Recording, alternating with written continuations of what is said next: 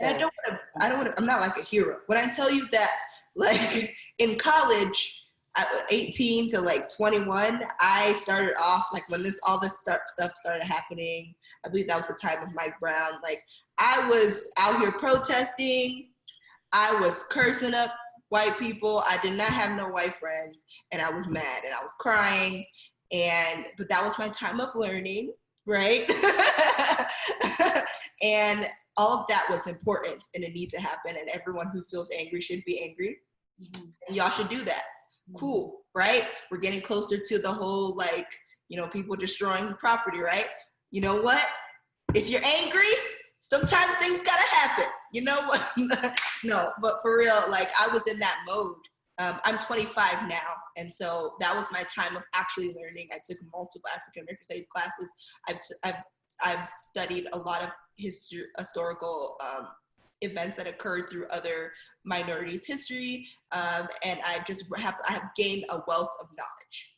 So now the way I react to things is like, how can I help? So I've done this before. I protested.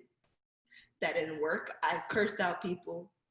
That didn't work. I got in people's faces trying to fight them. That didn't work. What can I do now? Oh, let's try the resource. Am I still gonna protest? Yes, I will on Saturday. But because I feel like that is just it's so powerful, you know what I mean? But I thought this would be a really easy and access way of, like, really getting my voice out there without having to write another long post about how hard it is. People literally just scroll past that sometimes. I wanted to give something they can hold on to, be like, okay, thank you for giving me something I can do, because sometimes people think that way. They think, like, okay, give me a proactive step. Here's your proactive step. You know what I mean? Yes. And all of these things really helped me, and I feel like if this helped me, and it needs to help other people, especially people who have nothing or have no connection or no experience and not a person of color. So I just wanted to say that I'm not like this person was like, and I knew how to react perfectly. Like, no, I was in these streets too. I'm just a little older now. Yeah. Okay. That's fair. And it's a really good resource, so well done.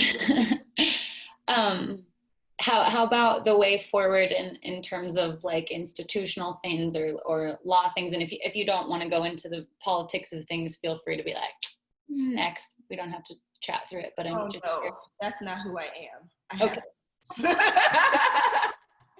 Okay, so I just want to acknowledge that this is a loaded question. Mm-hmm. So thanks, Mindy, for this. And I don't have all the answers, but I'm just going to speak in what I think should be done, name some things that are connected to this, and hopefully it works out. Okay, so first of all, I'm not God. So I think that first and foremost, it starts with a heart issue. I think one of my mentors, Cynthia Alexander, always tells me when I'm always getting in my angry head about life and just like think like life is meaningless and like people suck. She's like, it's not a race issue. It's not a color issue. It's not a sex issue. It's not all of this. It's a heart issue. Meaning if people just had the heart to feel what other people feel, and people's heart wasn't hardened and could actually understand what was going on, I don't think we would be here. And that's for God to change people's hearts. Mm-hmm. So I'm not God, but if I were to be the president of the United States, or if I was someone who had a platform to actually change legislation and where I think we should start, cool, this is where it would be. I don't know if it's gonna be the actual changing of the world, but this is where I think proactive steps moving forward we should take. So yeah, I think we should start with the revolution. Are you up there? Are you going to help lead that? What'd you say? I'm in. Are you going to help lead that? Are you in charge? % be on the board or whatever. But yes, we need to start revolution. I don't think it should be that. You know what? I'm just gonna say revolution. Hopefully it's peaceful. by any means necessary. Revolution will be televised. Reference if you get that. Basically dismantling systematic oppression, starting revolution to overthrow the old regime. The way this country has been operating is not working. It doesn't include everyone. Everyone doesn't feel like they're American. So we should probably start over again. I'm talking about, let's rewrite this Constitution. You know, the same Constitution that calls me three-fifths of a person. Let's look at some legislation that continues to keep hold of systematic oppression, that keeps perpetuating, like laws and policies that contributes to discrimination against people of color. Like, let's look at those, because those are systems that keep disfranchising us. So that's really important. Let's just knock it off, start over again. Literally, my friend said today, let's throw America away. Let's just try again. Let's just like roll it up like a piece of paper. Maybe with some like actual representation would be helpful. Yeah. So, and obviously there's a little humor to that, but I'm 100% serious. One example I think would be, we can start with slavery, how it's never actually been abolished. And I can speak to that a little bit. So basically, there's this thing, and I'm passionate about it, and it's a huge reason why I'm into education right now, called the school to prison pipeline. It's basically pushing kids, specifically of color, into this like cycle that's making them like lead into the pipeline. There's literally how they make up the beds in certain prisons is they look at the numbers of seats that are in certain schools based on the district you're in.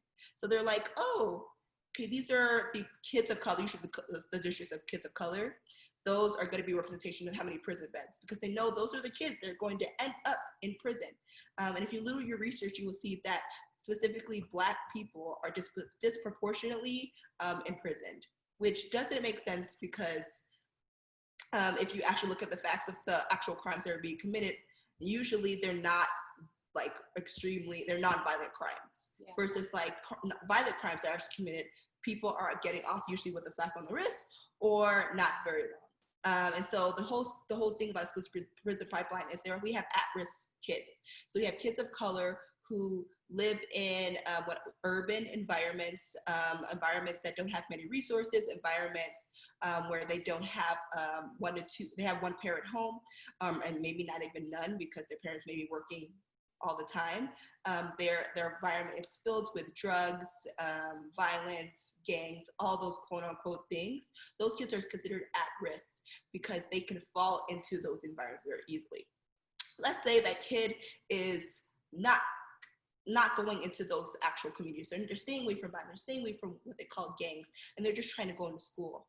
Well, because of the system we have, a lot of the implicit bias, which is basically how we see certain people, the biases we have based on certain things. We see kids of color maybe not as intelligent, or not going to be working as hard, lazy. These are actual stereotypes they put on kids of color. So let's say we see this Black boy, their teacher sees them as maybe lazy, not going to be doing very well. He has behaviors in school. He's acting up. Why is he talking back? Well, maybe he's talking back because he's hungry, because he doesn't have food, because his mom is working every day. Maybe he's behaving because he's crying out for help because he needs a mentor in his life. All these things could be possible in actual scenarios that happen to kids in communities and kids that I work with every day.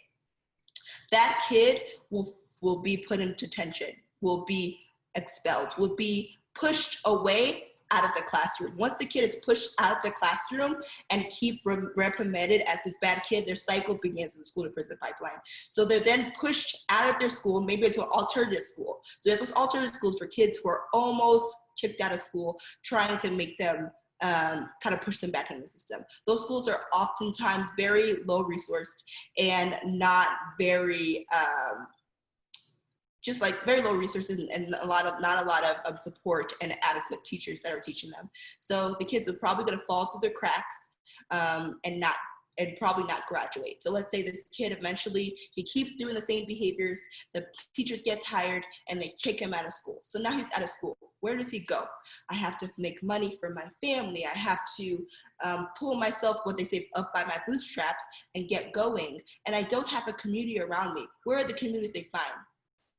Maybe that community is a gang, because gangs, low key, I'm not trying to support that lifestyle, but they ride hard. They're a great community. They provide income and they're family. So maybe that's the family that he goes to, a gang. Now, what they do participate in that family is violence, murder, selling drugs, but that's his family. What if that's the only family or safety that he knows? Basic needs that he needs, a family, food, income, right?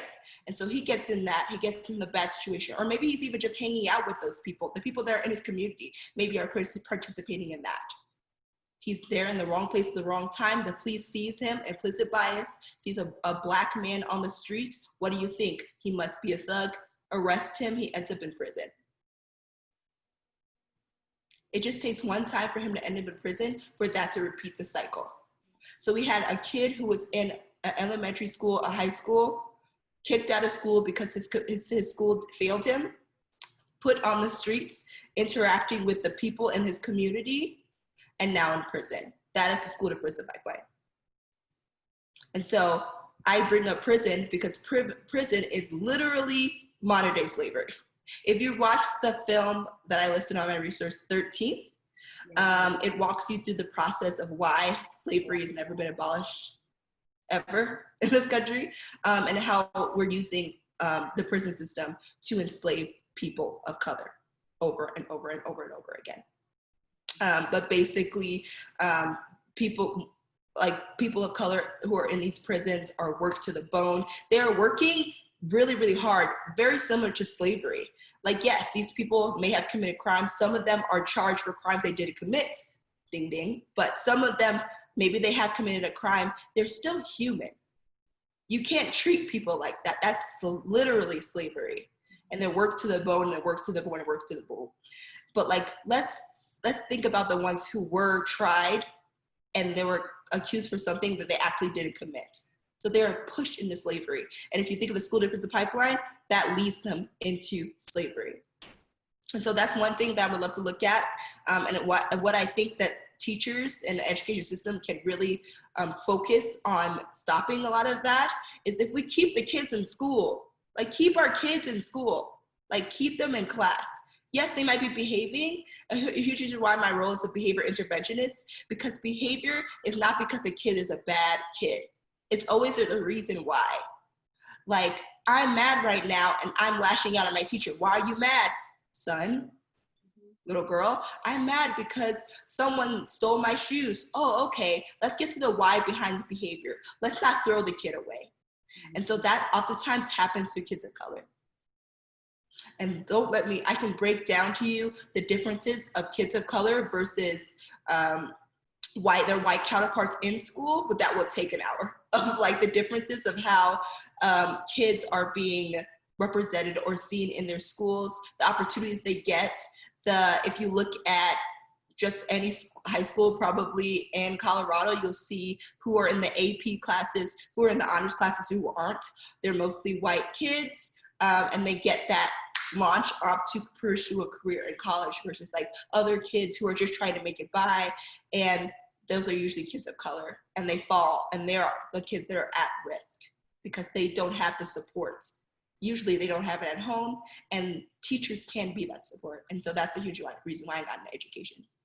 But there's many topics that I think affect or are focused in systematic suppression. So systematic oppression affects the justice system, which I explained to you about slavery still being here today in prison, education, which I kind of touched on a little bit more. And there's ample amount of resources that you can Google as well that discusses education and how it's harmful, and there's an oppressive system, like if we don't teach social studies to kids, we're not teaching them about the history, how we don't actually teach the history of everyone who's considered an American in this country. We just teach one European history. Housing, how that truly affects people, how we see people who are homeless, and a lot of the times that is a person of color being pushed out of their community, and then basically gentrified into a nice suburban area with a Starbucks on the corner. We have public health equity. So oftentimes we have, and I'll speak this from experience as a Black person, there's a fear or a mistrust in the public health system, in the healthcare system, against doctors, nurses, and other of that, because they don't feel like they're going to go into a hospital and be treated for their actual illness. I literally just read an article that I think I posted on my Facebook about a boy who it was a Black boy, came to his Black mother and complained about chest pains. He literally felt like he was having a heart attack. He was 18, but he felt like he was having a heart attack. His mom took him to the doctor. The doctor was like, "You're fine. You're 18, you're a young boy, you're fine." He's literally like saying, I feel like I'm having a heart attack. They sent him on his way. I think it was either a couple days or a few weeks later, he was playing basketball with his friends and dropped dead. I don't think if a white suburban family went into the hospital and they were complaining of chest pains, which chest pains is really big. If anyone complains of chest pains, you need to automatically be seen, things need to be done. The family asked for a second opinion. They're like, "Oh, you don't need to go to a special doctor for it, you'll be fine." And that boy died. If this was a white family, I really find it hard to believe that things would have not gone differently. And it's true. That's the implicit bias again of when you look at a person of color in that situation, and that garners a lot of mistrust for people of color in the healthcare system. I can also break down, I have many friends who work specifically in public health that can break down the resources that affect people of color in the healthcare system, that oftentimes also connects to abortion and why a lot of times there are women of color that are aborting their babies. It's all systematic oppression. It's not that Black women are like, "I just hate my kids." No, it's literally systematic oppression and the resources, lack of resources they have to actually take care of their children, to get proper health care for their kids. There's multiple things that often go into healthcare, but that's just one thing that we should focus on. Hiring discrimination. I mean, Jamesetta Tambah, woo, versus what? On a more Americanized name? There are statistics that show that based on your name, you're less likely to get hired for a job. Cool, my hair, unkempt hair. Wasn't it just until this year or last year when natural hair was being seen as appropriate for the workplace? Right? It's true. It's crazy. And that's a hiring discriminatory thing that is also considered systematic oppression. And there's multiple things, as well as sexual harassment, the way the Black body is seen as such a sexual demonizing thing, as well as colorism. And that kind of connects more to the Black community, but it's also a thing that it's a huge tool for systematic oppression. Separating people of color, light skin versus dark skin. It started from slavery, where there was a house slave and a field slave. That's where it started. And now we have light skin versus dark skin today. That thing has been going for 400, 500 years, bro. Systematic oppression is crazy. And so I think we need to dismantle this whole system and start over again. And there's huge things that I think will take hours to break down. And I would love to have some more experts on each of these topics to discuss with me. But those are the topics that I think we all need to focus on moving forward, specifically just in general, targeting systematic oppression. There's a huge system against us right now that needs to be looked at. And I love that my school is focusing on anti-racist tactics right now to teach our kids early on about their identities, about them being beautiful for who they are, about what racism is. We're trying to teach social studies so kids could get at least a little bit of history. And I'm definitely going to be advocating for not just European history, but all types of history. I'm going to be advocating for that MLK Jr. wasn't the only man who was out here, and Rosa Parks are not the only advocates that were out here. We have multiple. I'm going to be advocating for representation of all holidays and not just Black History Month. Right? Like, it starts with people say it starts at home, but it also starts in the schools. We need to be doing some stuff. We need to be hiring actual human beings, teachers that actually care, and then educating them on how to teach their kids. Not just sending them out there and hoping that their education was good enough. Like, no, we need to be doing that as well as leaders. So yeah, that's a lot, but I mean, that's the steps forward that I think we should take. Thank you for painting the picture of the full piece of it. Yes, so much of the last couple of weeks have been around police brutality. When we're looking at Denver's budget, and the things I was seeing are 40% of the budget going to police, so like the police department, that's nuts to me. I mean, yeah, could go on about that, but I just really appreciate you painting the picture of the whole thing, because that really shows us that it's in everyone's sector. No one's exempt from looking at this from a heart level. It also goes back to the heart level piece of it.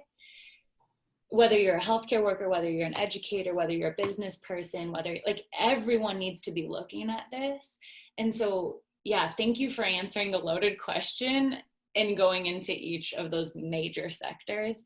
It can feel, of course, to everyone overwhelming, but I love that you're like, well, let's redo it then. Like, let's start from the ground up. If all this stuff was built on a culture around slavery and then on the repercussions after it was abolished, and like you're saying, it's not, there's still so much oppression happening.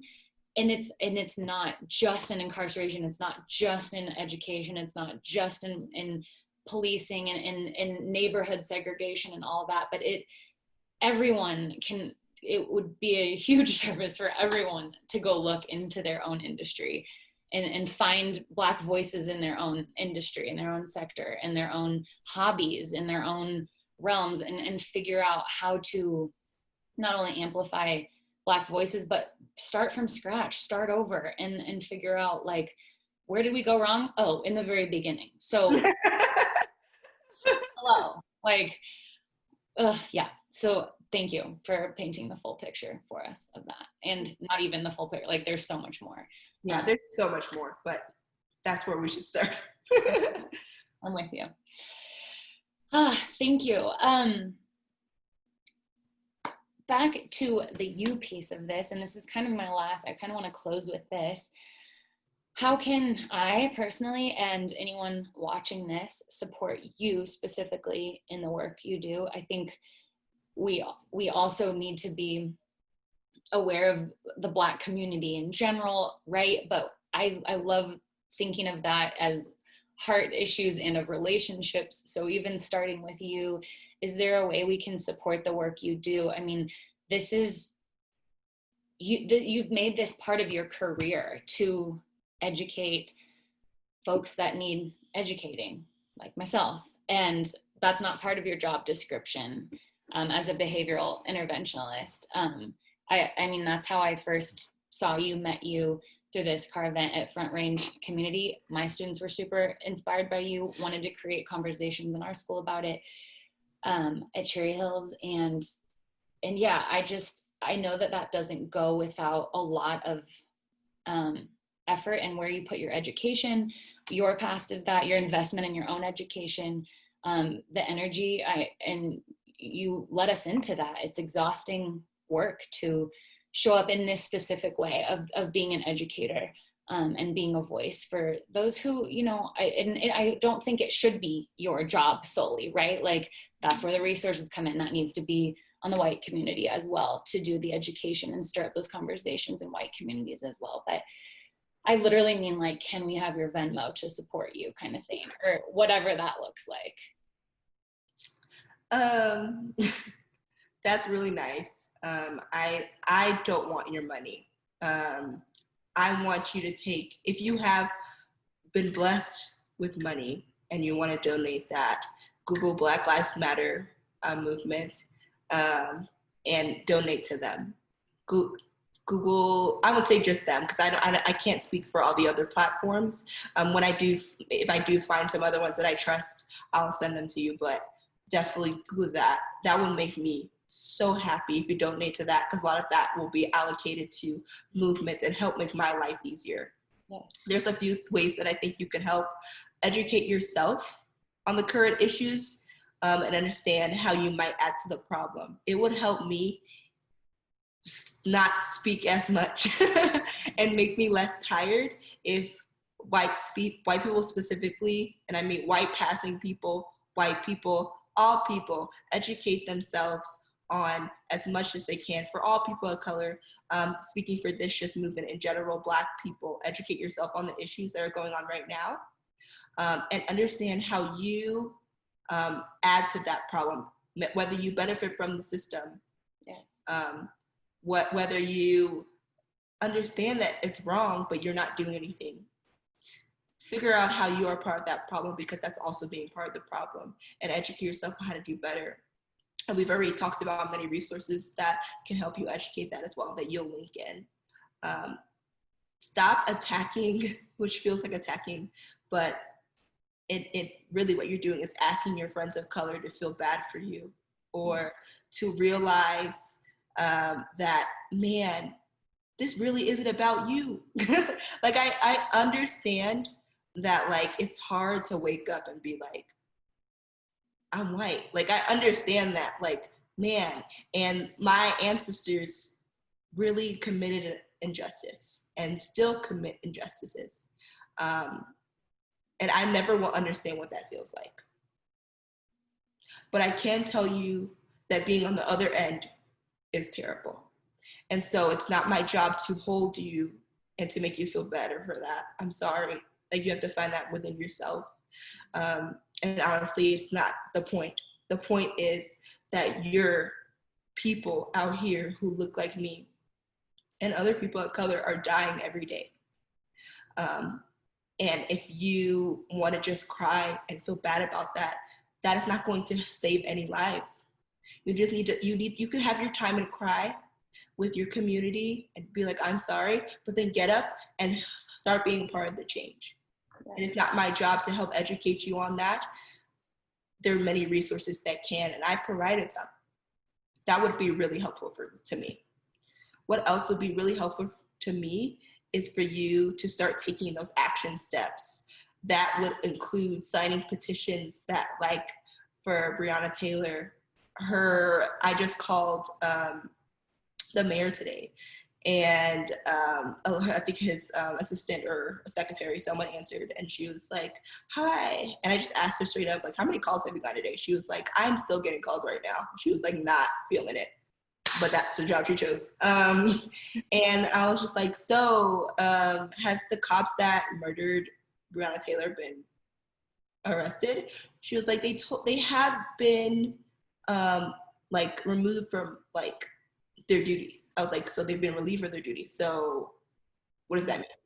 Are they police? And she was like, they're technically still police officers, but they're not in active duty. So they're not fired. No. So keep calling the mayor until.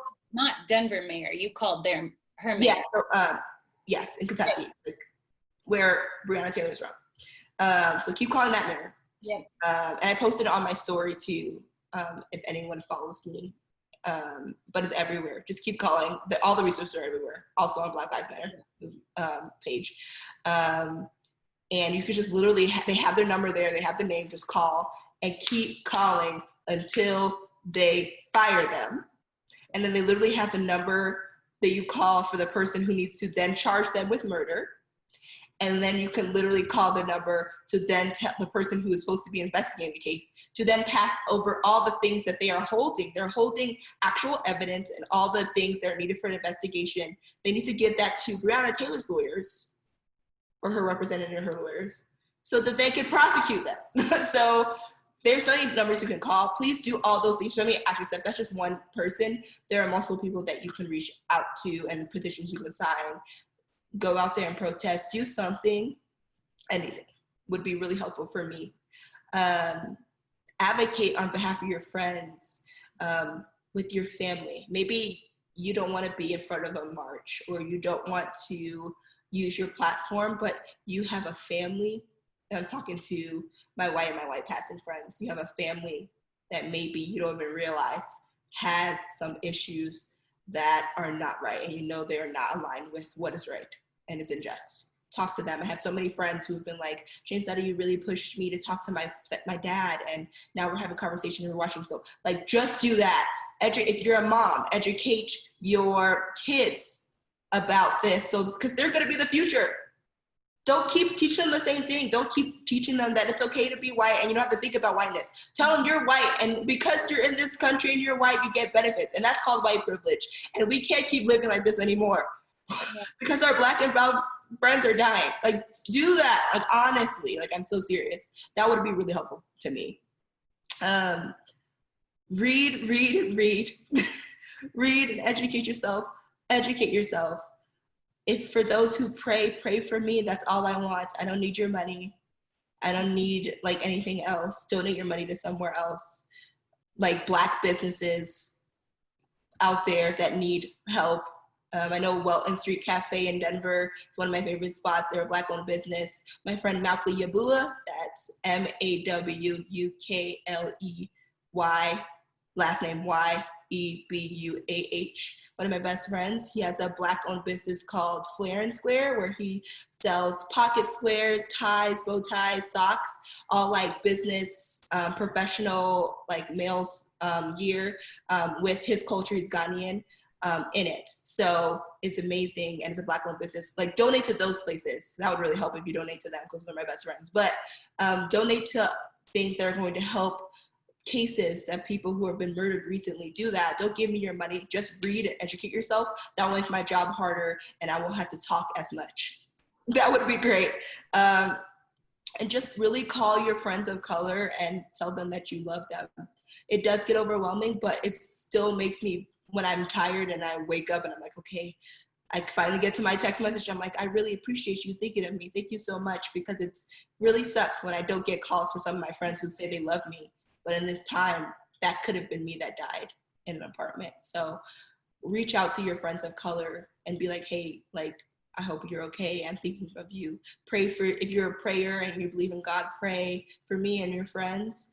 And finally, speaking directly to my friends of color, any color you are, any minority in this world, not just Black, I'm talking to all of y'all. We need to unify together. This movement will be stronger together. And I'm also talking to my white allies out there. Think of how powerful we can be if we're in this together. This is not the time, Black people, to be divisive and to be like, well, you know, all this other things, or you're too light-skinned, or, you know, what about the brown people? Like, no, we are all one. We are all people of color. Allies, you are in this with us, white allies. Let's stand together and fight. Dismantle this systematic oppression, dismantle Starter Revolution, and take back the country that we built on our Blacks. Yes. Yes. It's just me, but I'm clapping. You're so funny. Thank you. Yes, thank you. Thank you so much. Yes, I'm now gonna get to, since we recorded this, I get to go rewatch it and like take notes, write down all the things that, yeah, just thank you for your energy and for your passion and for bringing us into the depths and the heart of it, and also the joy and the hope. Like, you hold both of those things so well, and yeah, I'm thankful you took me up on a conversation. Thank you for asking me and providing platforms to women of color to use their voices. I really appreciated it. I prayed before this because I didn't want this to be about me. I wanted this to be about something bigger, and I wanted the Lord to speak to me in ways, because I know He's weeping for the injustices of His people. And so I hope that that's what came across. And I hope that this could be a thing that expands and you reach other women of color and you keep using your platform from that, because I think it could be really amazing. Because I didn't even touch on the intersectionality of being a Black woman. Yeah, we didn't even, can we have another conversation specifically around femininity? Part 2 coming in a little while after, get some last days in there. But I say, well, message me again and we can have a whole conversation about what it means just to be a Black woman in America, and how that wrecked me, and how literally without Jesus, I don't know where I would be. But just in general, how tough it is. Man, and there's so many intersectionalities with it, but yeah, I didn't even touch on that. But thank you. I just wanted to say thank you for doing this, and it actually brought me so much joy.